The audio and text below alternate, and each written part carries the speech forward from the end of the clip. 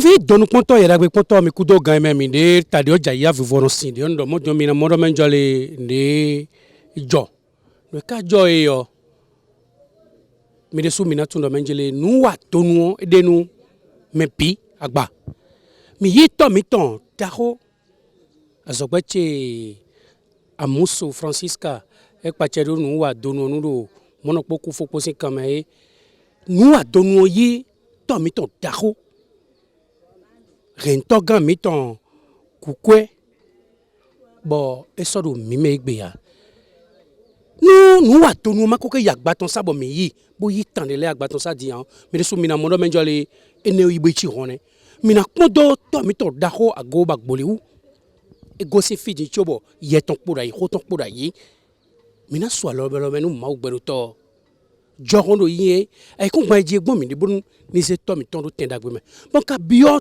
to vito si bi beneficio ni yonu bi do mejile nu wa tonu oji e mi na gbon fi e kwento hono gbon ene fi e tan mi ton le de ne wa so mo nu wa tonu ojo ma chile mi to mi ton kuko ene don mi ende e wa pa chenu vodun wi vodu ye we le bido mono poku fo sin kameo to mi ton we pa chena do mono poku fo sin kameo to mi ton e wa do vodun ye we yonu e ka so do mi me gbe ya nu wa donu ka ko ya gba ton sa boko yi po na ze ye ton khlemi e ya no vi chile mi o khlove vi donu to chile ku fo kame kolo mono kameo mi do gbe no mi mi da pe no mi do mi gbe kan doji mo sugbo to mi o to mi gbe va na enu no gbe igbe ja va ponchi o mi ja so da se no mi sibele mi o to mi yan do enu nu yo dede yo mi poto le ku fo kame le jakoto me me gan gogo e ho me yi mi lele nu buiji mi onunu imo gogo e o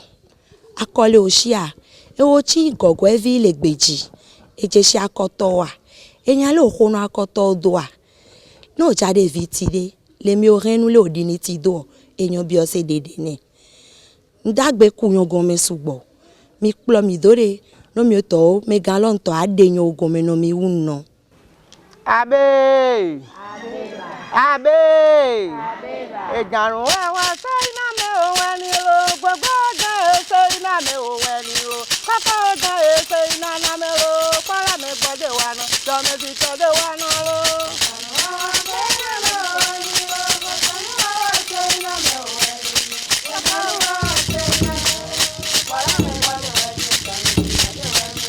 ejarun wa sai na me o wani lo me ti ko ga sai na me o wani lo gbogbo ga sai na me lo para me gbode wa ni do me ti to de wani lo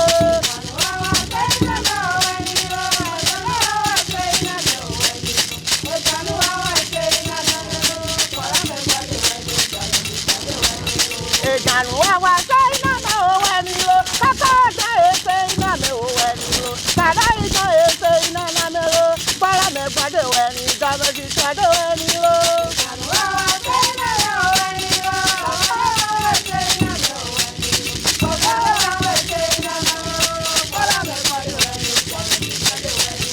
ejarun wa sai na me o wani lo oju ko ga sai na me o wani lo gbogbo ga to sai na me lo para me gbode wa ni do me ti to de wani lo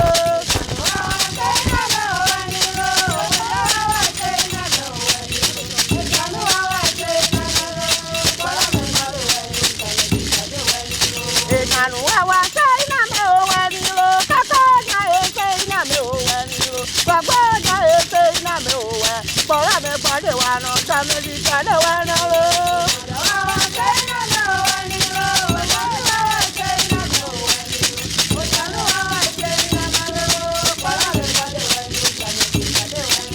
ejarun wa sai na me o wani lo gbogbo ga to sai na me o wani lo moju ko ga sai na me lo para me gbode wa ni do me ti to de wani lo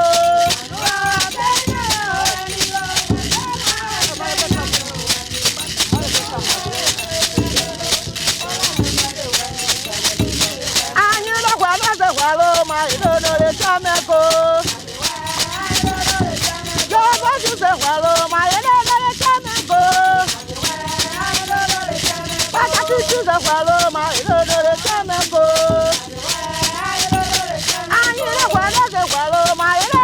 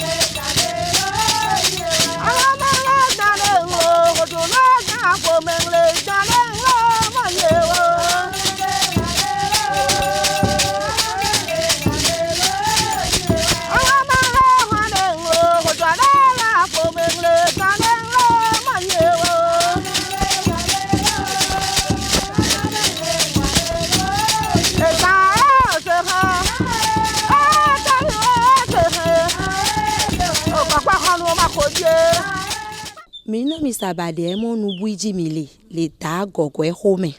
Ta mi kan hwebio. A check ke papa kwa. Kwadi. Kwadi gaze no. Kwadi. Ndagwa kwa. Kwadi. Yensan je shimi onko a. Yo no mo famille gogwe kadai medical dantugbi. Iso jakotome. Alon doucement hwegame village nu buiji. Eyo. Mi yensan lo hu gogwe to no mi werika. Fi mi so i vale jakotome. Gogwe de cho wa lo ko lo nyu se o. Omo nyu togbo so aja tado. Yo so ya hwava yo gbahrin medo wa chi game hwegbu kan hwegbu to wa ji dagba o wa chi nu buji medo so chi jakoto me Aha o kakado ni. Kan ni to ga ti tere si o pling bo ma ya hwale man. Eche o mo gogwe edo no vibuo a. Kachacha chile amelo kolo gogwe dodo me mi ase arle no vilo we de kano mi. I don't know vi. Gogwe do no vi honuvon. E do no vi akpao. E do no vi dayuwe. E do no vi pahowe. Famille lo sugbo. E sugbo. Me do to gogwe, me do to dayu. Eyan. Me do to akpa. Eyan. Me do to mo dagba. Ache no mi. E kwaji. Tai minyi mega huhui mi le gogwe henui na oso mi ta. Alo. Elindo yo wano isono amedo voya. Wa do dao. No mechi no jikweji saiva so ya mameo. Adu wano. Akpa mo mi fa soma. Mechi home meno. Ya honu hodu ase. Ya kaji nyodo enu dondon ato ya dote. Mechi ma unache ifa sono. Ifa sono. Echi odo mi po esonye. Yo monye ya no dalo nu.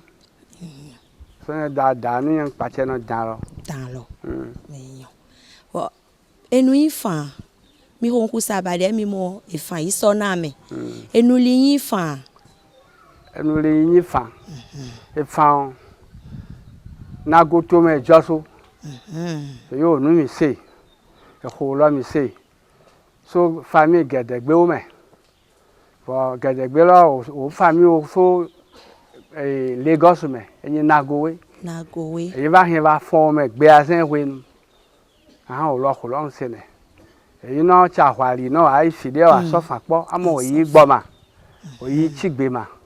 No fa mo a chigbe ogbe no gbe o da we so mo case ado da ge do me do dada akwa gbe me ro. E yo ba po ito awa yo to famille nana kekekeke e pe do famille lo pling.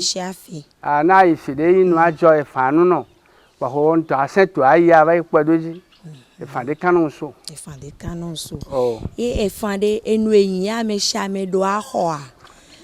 ame sia ame yi xɔnɔ fa ne wòdzi vi kaka efa lɔ wòa ní akpɔ mo nyɔnu yibɔ ɖia nyɔnuvi ɖia ya nyɔni ma edɔ kpla akɔsudɔ wa akini edan sɔdɔ nyini na tɔkɔsu ya gɛya xɛmɛzo ya tse sɔ eyi wà azɔ ko ɖo eyi wà lini egbɔ xɔ gbɛmɛ anyɔnɔ de zi lɔ. efa enu no le sɔgodu me anono wo do efa to ni plenplenplen.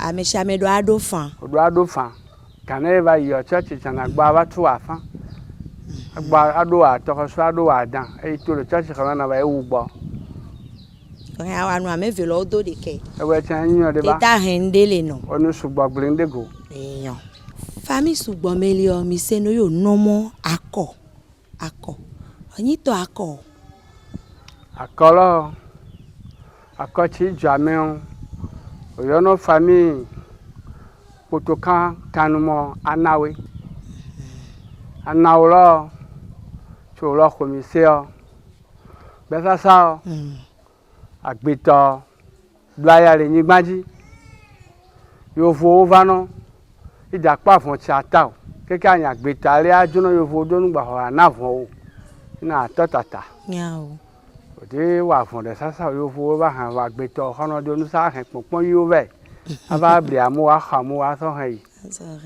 eyi megawo nɔmɔ wa na esi le ɔsi wa na xɔa ana eyi me tsi wonya na wo yi ɖo hlɔhlɔ gbe asa amewo nanɔ ya xɔ avɔ eyi nya na wo yi tsɔna avɔ nyi wo tsɔnɔ no monje me akɔ mi tɔ de anawe yinyi mi kɔ anawo nyi yiwo kɔ yinyi mi kɔ miasi axɔ akɔ mi tɔ no mi flavoa alo miasi amla akɔ mi tɔ no mia anawo de tsimegãwo nɔ nyiwo seɔ tsi wo lɔ le nyiwo gbɔ nye ŋdzi seɔ eyi na nya to oyɔna anawo mɔ ne oyɔ ŋkɔ lɔ anyiwo zɔa me keke nyi xɔnɔ tome na me do dzi bɔtsi egawo va tɔ se dodo enyi tasi oyɔna anawo mɔ ekoyu agoyu si ve tsa na mu tɔ zo teva oyɔnɔ nyiwo kɔ emla nɔ nyiwo kɔ gbɔ etɔnɔ de xoxo ne. onɔmɔ ɖevi ɖeka yi no fafa vivlavo alo no nyɔndelie asɔ wa dɔmezidi hã ye tɔ akɔ yi tɔ mamla nsulɔ fano alo ɖevie fano zi ɖeka ɖe nyɔnu nu ya nɔnu yɔ nɔ vilɔ nyi yiwo kɔta wo du ida zi do yi edri nɔnɔ le tɔ akɔlɔ yɔyɔ ni tɔ ŋkɔ xoxo ne tɔ akɔlɔ mamla ɖevi lɔ ese nɔ agbɔnu zi ɖeka abɔ nu zi ɖeka nke akɔ ɖe de nugbali yɔ o akɔ nyi nugbali go eɖo hɛn ɖe nu akpɔ akɔ dada akpakɔ dododo eyɔn analɔwoe sugbɔ le nyigba dzi akɔta mi tɔ me ɖe ŋɖewo li vlavo yi gbe mia yi kɔkɔeviwo de ɖunu alo yi wo de wa no vlavoa le anawo me ɖe fami gɔgɔ lɔ le anawo me o ode tanɔ anawo de tanɔ ke o anawo de tanɔ ke hã ta ata dzi o adzita xɔa o ta dzi kpɔ keke wɔ avu keke amezɔn me yo do nu anawo me o da gbe ta ke o yɔnɔ mɔ ke adzitata numutso munɔ yi esɔ xɔnɔ li do hã alo adzikui ahlẽ tata anawo de wa nɔ anawo de wa nɔ ne o tɔ esi de vo wa nɔ tukada va nɔ eyi o ka dzido nyiwo me nyiwo da ta o kpɔ esi da kɔ ɖe ye nyiwo abe da tsi gɔme o esi de kɔ ɖe nyiwo be na da tsi gɔme o kpɔ nyiwo de me nɔ te ɖu nɔ si vi le tsia nyiwo keke nyiwo tɔ zo te va ye o tɔ nyiwo koko eyi o va mu nyiwo ŋgbe me tea ɖu metea ɖu ete ɖekea alo nubuwo gbeli o ete ɖeke nyi de me nɔ ete va nyi tɔ zo ye o va zi nɔ nyi ye eve nyi nu nyi me nyi da ye me nɔ tea ɖu ya na o de ɖu nɔ te me me o de ɖu nɔ te me me o de ta na dzi o kpɔ de nɔ esi de dza o nɔna tsi gɔme o ne o dzi vi le gɔgɔe hɛnu de o de nɔ ɖevie tia o de ni ti ne o dzi viɔ le nyiwo fami anawo me o gbe ke o dzi so do to xoe ne nyi de do to xoe nyi o dzi do xɔ me tsã nyi lɔ ne yi do to xoe bɔn ne o dzi kaka o sɔnɔ esi ayɔ tasi nɔ to yɔ tasi nɔ la akɔkɔ ɖevi lɔ ti enyi nyɔnu si o aɖo xɔme ko ɖi ato xɔme ko ɖi ato ke ze adretɔ o asɔ si lɔ kɔ la xɔta esi lɔ ya kɔ ɖo ɖevi lɔ dzi ya afa zi Ne fancy nyanyama enyi oto na de fancy nyanyama ni jadu de selo. Ete mi oto. Ne fancy duwa anyi oto. Echa mi ohenu ede. No monje me chi de no viti de oyani mo tashino. Gogo hen de tashino mi oto lia. Tashino li ping oyani mo so safinu gogo. So come. Ne la mo melere njiji mo yin to le gbe dreno mi le ode no viti do. D'accord. Ati. Eyan. No we ade gbo nkenyi nso anyi nkadre wa tokori. Aje so chipi wa gbo. Akhlotani.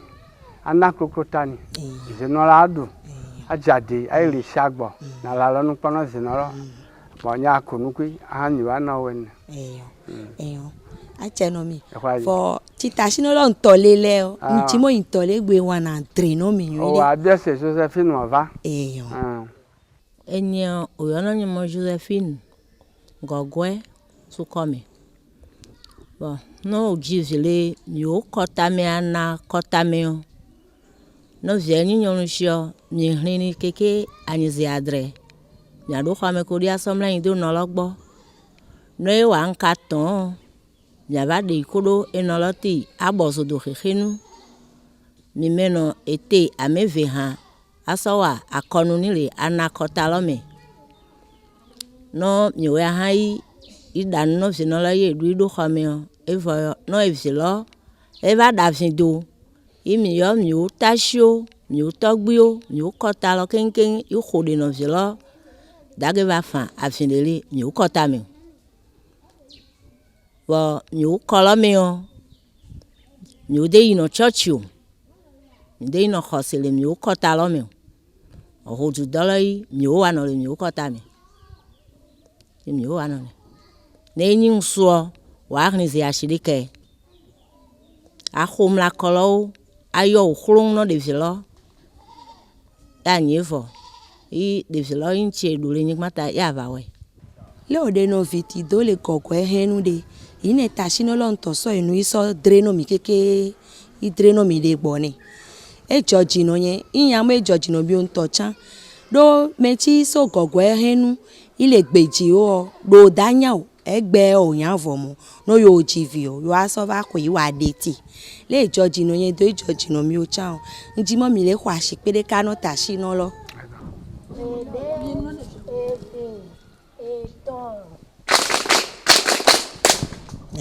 akpe no mi keke da ngbe trova mi gbo sasa ho mi pomo osono evi isa edate nso via so inasu egbe o le egbelele kufo kamele mi gbo lage o egbele de zelon to we va pa se de ka ni va jo ye pato vie ni no gana ni de die na ni chu ni akosime we o me de ka ori ame dawa do pada pa do pada kwa zemi jan pada ji ka ma pa no gbo le ale ti han ale fu do no zino o da pon ti wa du le kamo ye yongo che wa ha e vie ni o e no we do no ni jino mo me chi ni o kro ve viwe ade ni o siwe awanu ezilo ava pa du so awana le beni bo me chi de se to nlo we o we de do no fu no nyon no vi monje me anchi we vie ni nu ne ni jino mo nya lesia so na famille de no chi ren ame lesia so ni la hina me le o nyong na ha de da o ko do no we dra do ye le ha me chi gbe de wo e dra do ye le ha ne nya me don don e de wo sa ata do no go ale anko apon cha do go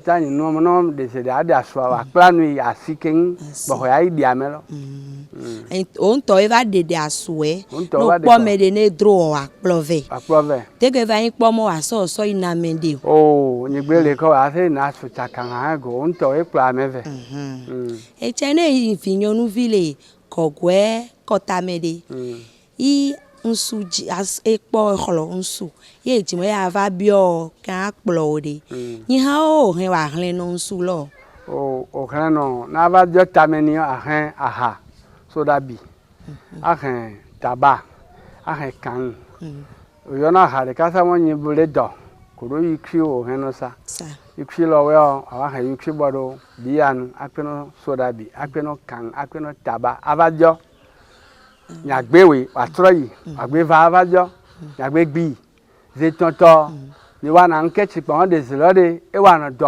ese na to no dala ese na to no to dia ese na to no no lawe enyi pagaya pa ha ha le sha musulone enyi ba pa enyi de se na to no nyagbe ahalo o na o de zilo ba ifono fu o no wo yitu karava ne o ina ta no nsulo ren lo ven koto ogbe troni o agbe o ni de je si yan ni de de nya me fun enyi ma ko ni je yan de nye la kwe me le ni gbo enyi je si o e va ze ka ni hono we e so du me on nya wa nkechi so nu ken bo ha ba ri anu na mo de ze re khogbe ni egbe nkeke me o mi va popo mu e vi sugboli tigbeji ashishi no henu me o degbe lo ivana khwe mi monje me bare ka yin na taro va to shishi na khwe o degbe lo ivanu akhwe epo de vilo chu wa na ha epo famille ana famille avaide akotabu lo che de o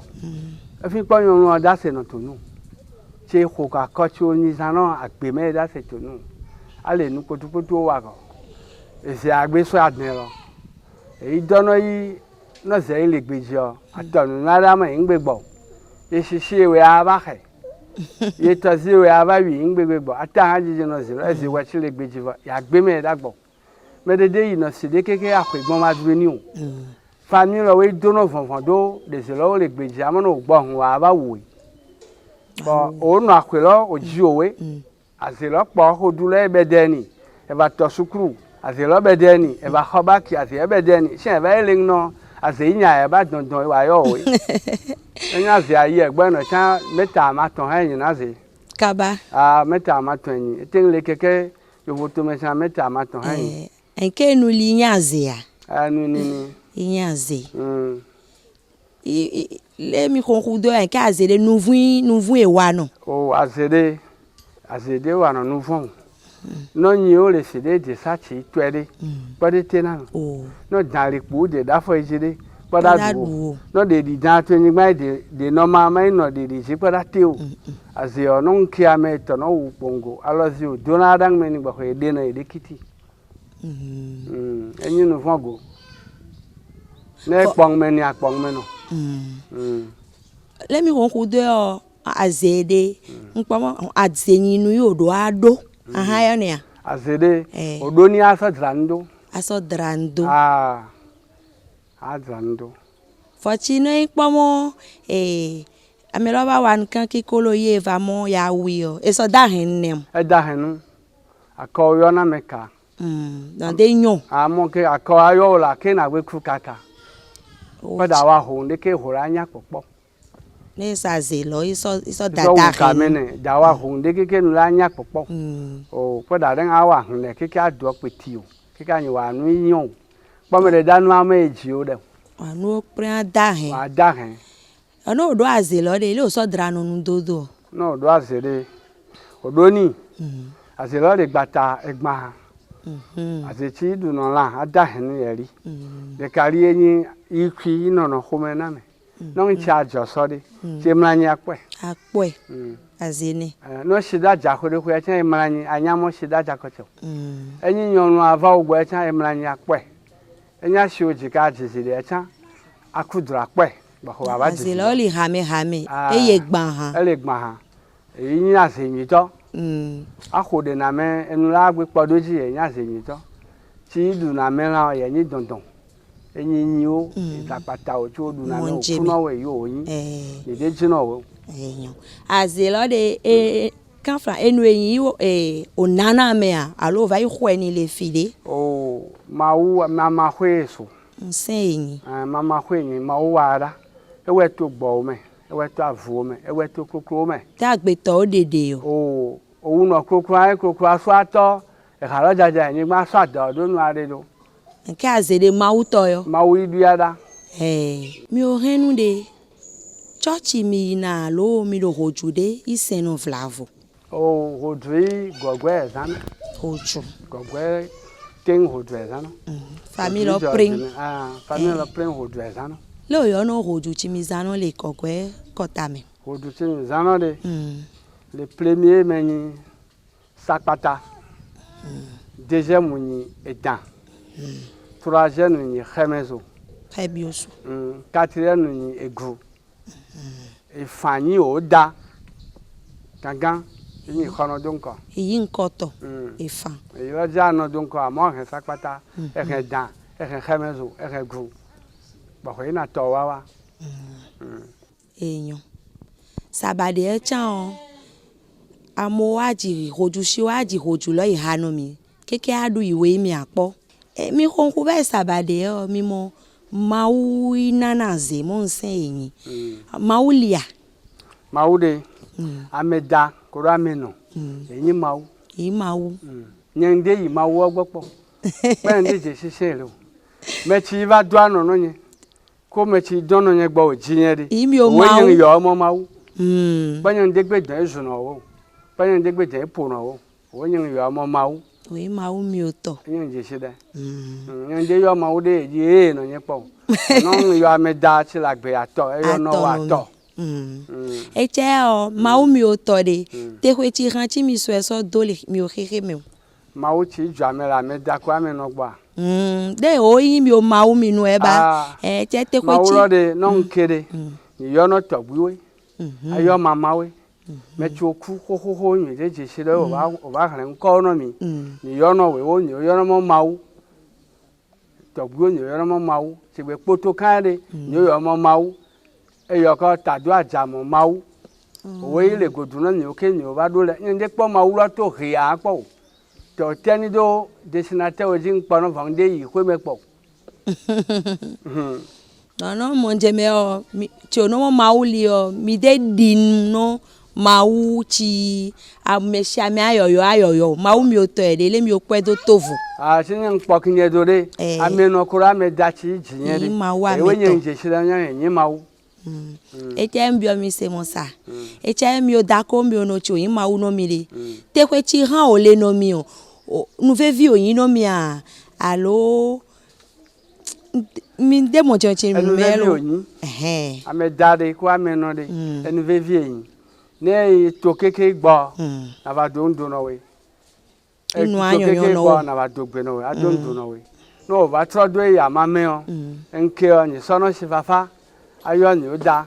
Aso shisa ni. Amo ele kho shanu anogodu ko nkono ni. Le yo dujia. La ayo aso sha akode do nyigba. Nyigba. Ke no mo ke do me chan ya we.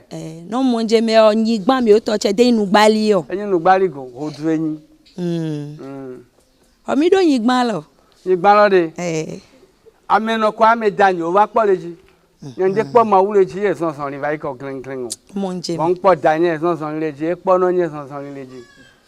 Bon de nya me ti we de o na me de mo e je shima chi wa nyigba lo de o keke ayo amo ele vale o. Nde nya ma na po. Me ti mi o va po leji o de mi o yo no mo ma o. Yo no mo ma o. Eyan. No e choku vla vole. Kogwe henu de le o drono zando. E hade oli vla vo yo jino ken ye yin hade dovo. Yo jino so drono zan. E drono zan. Le o drono zan do le akota mi o to mi. Zan lo de. Nya drono zan e kwo ni drono jashi. Akwa pe amla akolo kinkin. Amo e de ba ri gbe o. Nya ji te kweni. No nya ji te kweni long ni foreign gbe joro me de jo. Me chu a son mo ava. Me chu ava son zan. Ava yo khamen de bubu asa eshi. Koraha akode ke ka de gbo ke ngbo ho. Ato zan dodon. Ato zan dodon. Ato cho ha ojiji. Enke e cho ha oli yo jino. E cho ha oli yo. E cho ha de li flavo yi e tovo no e cho ko jino e tandandan. E cho ha oli. No ado anawe o. O jino ha mo kwe du ogbero kwe irayo. Akwe du ogbero a o jino ha no na we aso jiga so kugune. Ha no jino nkoto gba. Jinko. Aso jiga kugwa. Tato do lo kuko. Ko jonu cho wa to yo. We a kho e cho ha pete o cho wa to papa o. Ato jiji. Ato jiji. Ke cho ha ve vi cho jino de kane mi jino mi sabare va ye ni. No amekro. Yo ade do ha no so plani ya kwe ni. Jino e dandan le. Dan. Kogwe hen po. Na me lo nya na odu chan wa ji kwe du ogbe lo. èèyàn àpè náà mi mi já tọ́ gbọ́dẹ̀dẹ̀ náà mi ò nu wa náà lọ lé mi pọ̀ nu wa náà lọ dò. nu wa náà ti ní pọ́de ẹ jọ jìnnà yẹn ẹ jọ jìnnà yẹn kóró nọ̀nà mẹ̀tì yẹn sọ pé lónìí nù kéke so lè kéke kù tọ́nu iva mẹ́ àbá dìrà ní o tó tó mẹ́ do ajé fami gbàgbé ajé àná pọ̀ ẹ jọ jìnnà yẹn yòó kóró yìí ó dédé gé lọ́wọ́ lè lẹ́ kóró fami lọ́wọ́ pín lè lẹ́ ọ́ ìyẹn pọ̀ mọ́ de yìí náà bá kó nù nọ́nà dán jìnnà ní àwa hó dẹ̀. Wadi. Yani papa. Wadi. Kwazeno dazeno. Wadi. Enu mi ya va tagomeno. Wadi. Nti ajoso e dan apẹ. Wadi. Me dan lo iponu le juro me e wa no numi. Enu fafa vano. Wadi. Vano dododo ni okwa so nya yovo to me awa ho de aba draja go to me do. Ami. Nti aba du ministry, abi deputy. Ami da a cheno mi keke. Kwaye. Me onu wa na lo e ja to fofonu yi. Ọmẹtí dáná yìí fọ́n tónu wa náà lọ́jí mo wò ya di tí mi àtọ́wọ̀ wa de òyò ẹni mo sẹ́jà tí zòvẹ́ mi dòyún do wa ń do dẹ̀ vlavo alo dèdè àhó ni à. Nyanu ni amo nyemwe ya cheni. Ya kpọ fafa. Wadi. Tame bubu che so dáná. Ikpodo jo. Ale tame ni keke ayi sefi. Wadi. Ekwe aje kwe jini. Àmín. Efi dakuni o ase dakuni o. Àmín. Nche biare ni gbaji ni gbara ni. Àmín. Àmín. Odu pata idanchi ni seno hemezo sakata age ekpe o adoji ni. Wadi. Wono ni o da o adoji ni. Wadi. Yono da yen mo kada yi adoji ni. Wadi. Yono no yen mo egbe hande e adoji ni. Wadi. Fami anaro kenken o adoji ni. Wadi. A cheno mi. Wadi. Àpè no mi keke. Ega gangan tí ó pọ̀pọ̀ mi ka hoho tse mi kolo amenkuvi le dzi so kufo kan me o de mi do yon do an do da o vlavo so nu wana tse nua no wa te pe do mi no nu wana la gbe tsa tso un no don ti renu me to mi dan si anta si po gbede o rende nu po o chan so dandan iva iko mi do yon de an do da wa no wa te pe do mi no nu wana la gbe keke un no Yawo ni mo ido ape no préfet megbeji. Mo ya pedo ni adalo ni. esi si vo Ya pedo ni adalo ni. Ido ape no ni o dagangan. Ide yo no nkoni vangvanga o. O yo na mo brino amuzu. amusu bruno Mega dantugume do agbe ada. Mo ile pedo ni. eyan Edo agbe ada député. Ndopo. Esun mo wa pedo ni. Edo agbe ada préfet kowe konantewe koro bagbewe mo apedo nyunu meti onyi nkuzi no kufolo edo ato mene edo agbeada me tanyigba mo apedo nyunu koro seyawe pape no hura ehunde vio hura to sogbe o hura helegbe o hura akama kuzo kuwe apedo nyunu adalo no nyina ayinko enula na lo mena ni keke aisesime yovo ya bakpono avakpono a cheno mi on to o popo mi sese yan chi mi nunu npo mo o da si abonu doji o lo mega huhu de kai honu hu awe doji po yo a cheno mi keke mega mi dogbe yen si anje shi mi a enye o yo na yen mo gosa sotome Alexandre enye chef village no Budjita arrondissement Ouégamé commune Diakotome. Ami délégué l'école mais de ejinjian. Kwe veko fantame milie. Mi nu sabade mo nubuiji. Ni o nunu mo nubuiji yo. Nubuiji yo. E sasa me ganlowe yo. Ovae Ouégamé game kwebu. E yo so anao menyi.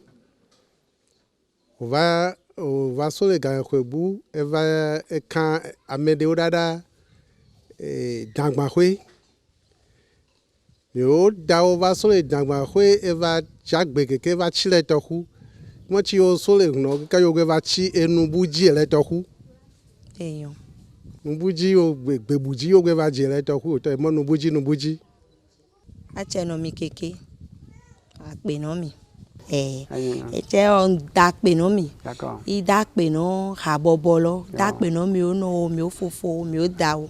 Ma che no mi keke. Mo mi agbe va trova. Agbe va bio mi nyonwi buo mi agbe deti rire la agbe po. D'accord. Et mi anonwi de no mi. Mi agbe va trova. Et ça va. Adjavio. Amen. Adjaviwe. Amen. Adjavio sana usoma. Mo chole duina blae. Chole jablaje.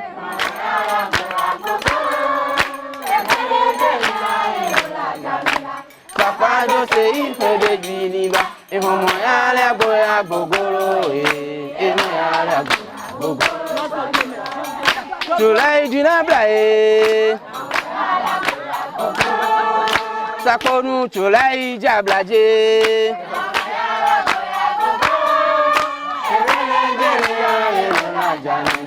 Sakwado se ifere biniba. Ehonyala boya gogoro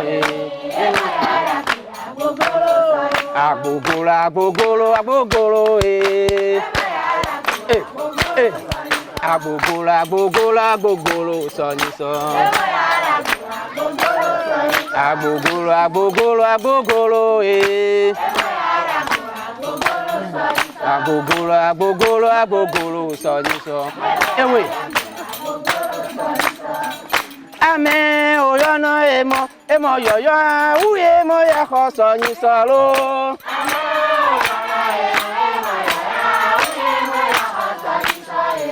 Kanye oyono emo yoyo uye mo ya ko soniso lo.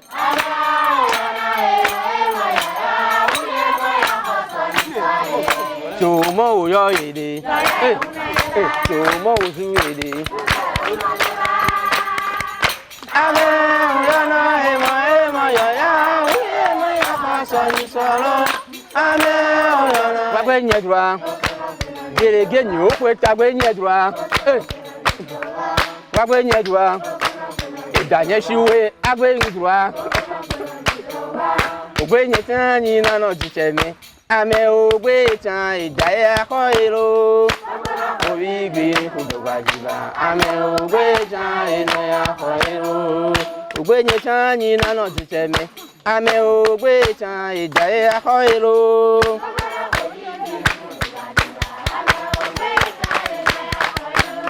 Wa gbe nyedwa.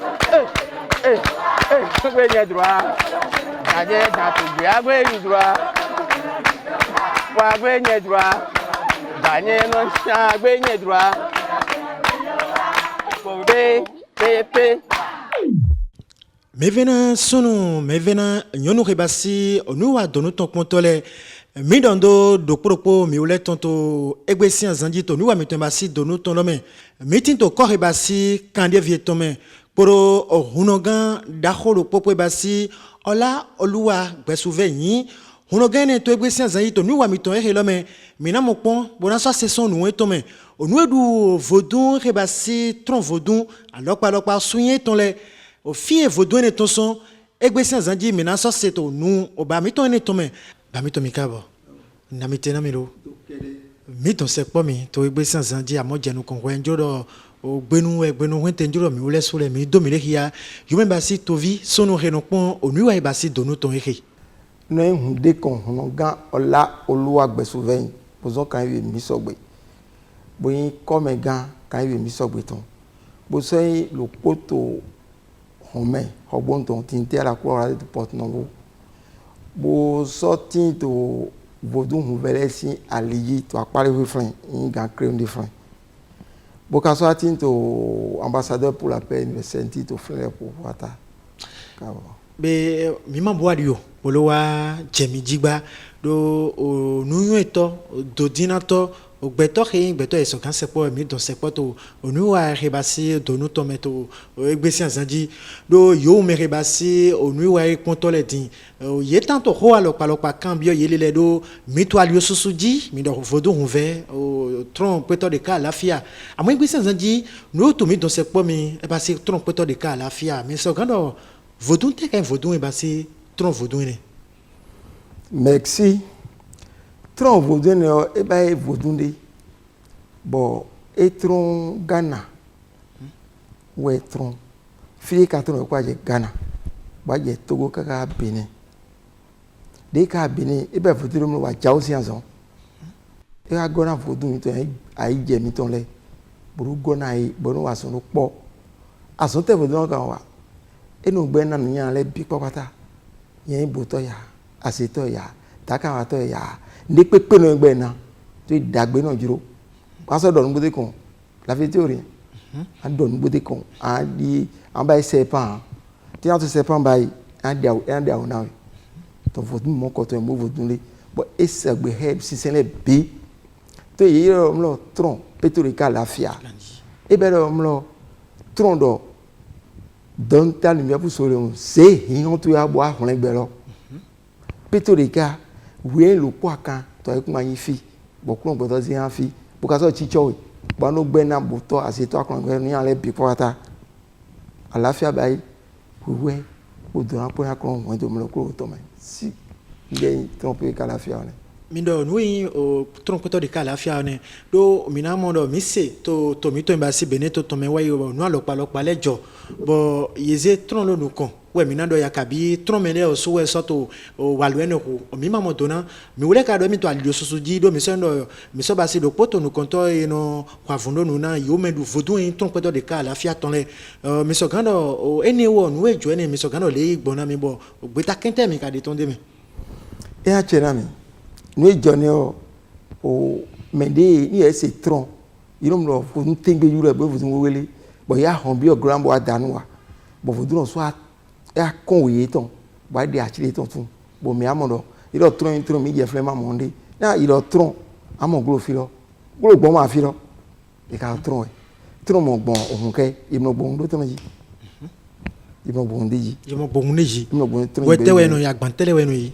eno iglo parfum bougie ndilo ndulene poudre we on atron e yo ni afo 600 le tin ba na san ene vo to ikun gbo to ro yi ni san vo bo zi agbojo to ya agbo no san vo ni awon me wude yo ro do me e mo ro tron yi te tron mo yi ne de to me ro yo so kon ro ni me tron si gena san vo le we ni le bon nous jolo na mi kadin dona ya do egbedin be mi kaze ti to le ton gbogbon o to holo le me bopon no be onu mo ko le voto agbegbe mi ton le dia mi o jakana papata pi mi a ple dimbo mi do ti to la yi ati me danu wale yo ma de ke ti to enu kon o di mi amodo danu wa to le bo mi a ze ti to di ba zufan ba yon me lo popo de yin ni e hun tron ton me nkan to mi anyen peut-être on mi anyen comme gagne mais chez dans anyen me on conflent ine comité dimbo mi amlo nous faut les clés to mi to me yo mo ba gaile ye akuga ba to tron ke bo mi o gba wan ton do di mais les tin non to kla lopa kabi a o vele les tin no zombo e no don se po ohun no kabi hun no gan le ye ka mo hun gbangodo mi no se do iron do ido na be o tron ne dandan ko jo ko kabi ajama ne do ye me do mo tron ma forcer yini abe ni ogbazon egbo tu na we ejuro en ga no me en ga to go de kamia en ga sinsere pepe mi an tron en ga sire so ya gba bi o tron me e ma do ndi ka me pe pi a tron team na glofile bra si aten na gbo e me do ni anu jo sin do ne tron e hunle we e gbon jeji buro hunle gbo mo hunle ga to e nto ye to ni ejuro so e anu wa bra on ponte bra wa doa ene evo e ma gbo ndi me to sinsin to anu ni ma yulo tron ma do ma mere again catholic again sire again egbaga nde pepe tron ma tugbe ene ya mere pepe to yen di tron di ayo nde me o ibo nde me le ko de me an gbe sinsin to non tron wa bo hun egbe o me a 0 ajo atole bo 5 kon lo commander ni aidi bi ama wa ba bo yan pipa ru pe ye ngan do mo te yin ma mo gan jesi jiro we bi o me ma forcer ton il m'a forcé à bien trop il m'a forcé mais il m'a système il m'a système tu as bien forcé yo ni o ran we gbon pe we ejuro en gan pa gigo ni tazaleji aso yi tu ni ka jiro do ni de nka pa gigo age e ka jiro be ngando kando to jiro to ni mi an do heavy ba so gbadu pon we pour que nous na jassi mi do dinvie do gan mi ton ma huwa lo ne me ka gan mi ton o gan che papa hosu no gan che ji dandan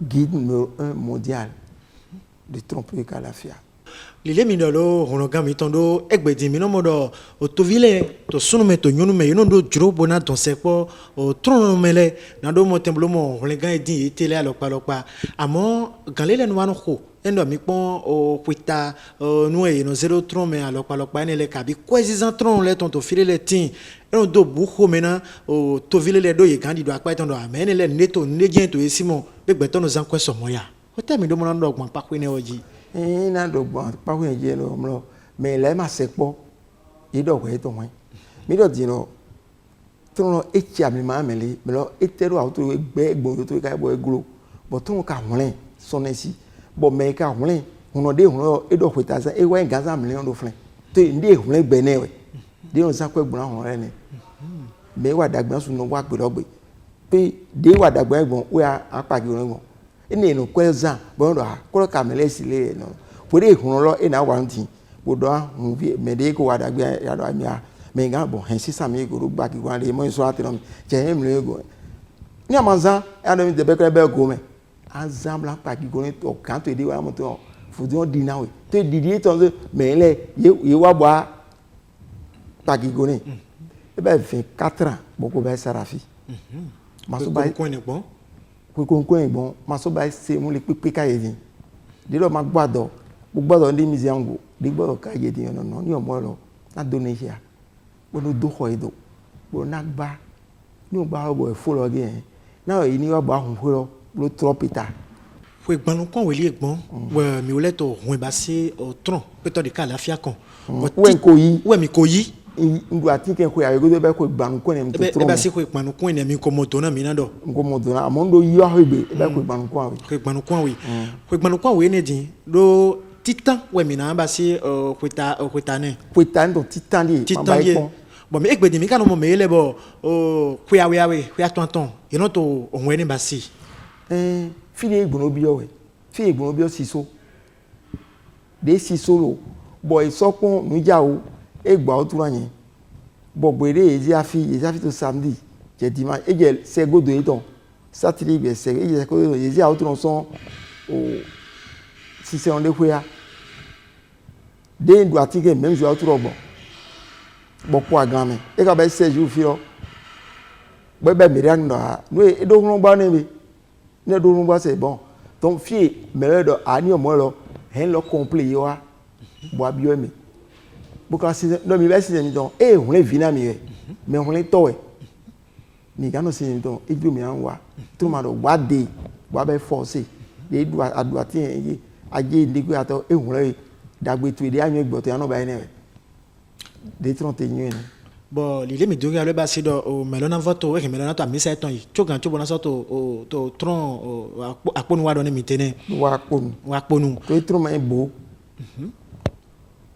e ma bo e no hun le mewe e ma se mo de ato 600 me bo hun le wa me ya no jo 600 to ba bi me bon endwe kato mo be o mawu he kon mi wolete poro he sente po to egbedin nu no poro lewe ya nu no poro we bo nu poro bo ejiro gbangban ni to ejiro di to mawu we no do wen tro no do mi le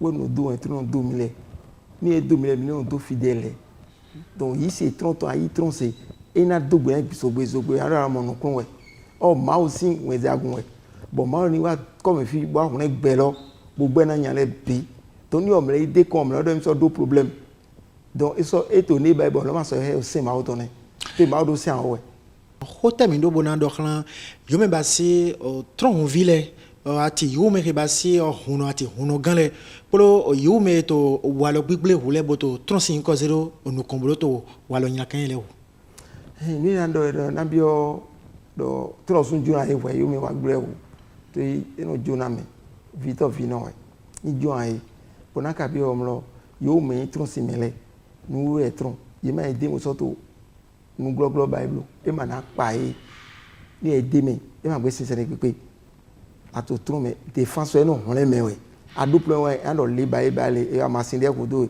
e yo ika baile aso choi to me so go na we lo pro to mi no go na mi de bouncy lo pro de ma vo mai o voduno mai o de kensi no kai buto de trom no jati no me ya tinja e wo lo no pe fi gan no zero e dogba e buto le tone trom no jati ye no gan la be ndo trom no pe di kalafia mo jati e gan pe to ve manu plutôt di kalafia mo jati gbere ni mo no ta tinja mi hone do de nglo kalafia ena chenami wone mi wa vivre nous wa mi tonton mi mere basi benevisunu benevignonu le retinto beneto mi tome kabi retinto togo dole boto mi wa ekmole mi don do propos mi leton bon mi me ka dro boto to mi tome fi bo yo do mi don se po mi numéro nu yena to kabi mi tinto renonci nous kon alok pale mais ro kan basi 97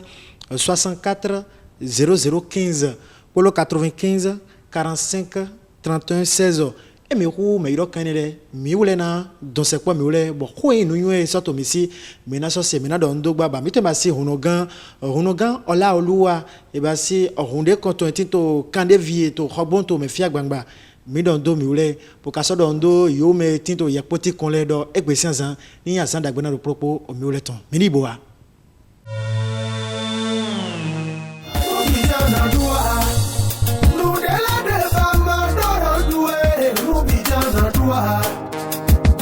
Balon to better li fundo we afo bi jana to a si me de ba ma do e kula bi jana to a kula de balon to better li fundo we he donu me de le boro de ba kuro randu ke no hunu e tomboro nu en duba ko me wili mi e vemi he donu me de le boro afo si me de ba kuro randu me no hunu e tamborondo konde e avoine onde pe botaro nu ene leve we bedo pakasi taboro dudu e choku buze kon gbere o akuba vovo bona fo